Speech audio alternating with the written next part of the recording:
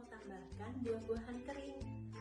Ini ada apa namanya, mix berry, jadi ada kismis juga, jadi ada blueberry, ya, macam-macam deh pokoknya.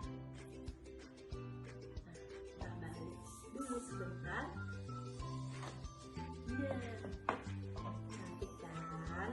Oh, kembali lagi dengan Bunda Didi. Kali ini aku mau buat cemilan untuk Yoga nih sore ini. Nah, aku mau buat yang praktis aja. Aku mau buat pancake aneka isi dengan tepung pancake dari Mama Suka. Biar pancake-nya makin bergizi, aku juga mau tambahkan buah-buahan di adonannya. Sebenarnya pancake dari Mama Suka ini udah enak banget, tapi kalau kita mau lebih bergizi untuk anak-anak, kita bisa tambahkan aneka buah-buahan atau kacang-kacangan ke dalam adonan pancake-nya. Nah, kali ini aku mau pakai pisang untuk campuran adonan pancake-nya.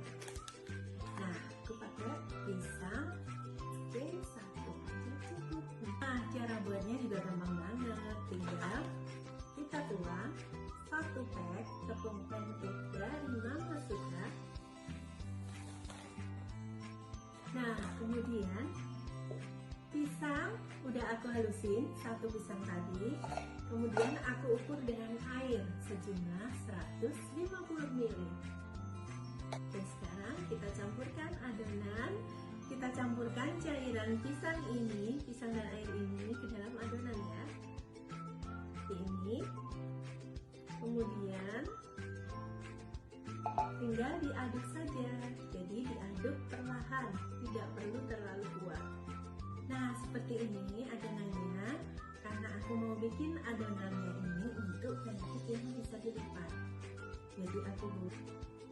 Selanjutnya, adonan ini kita diamkan dulu 10 menit ya sebelum dipanggang agar adonan menyatu dan mengembang selama 10 menit.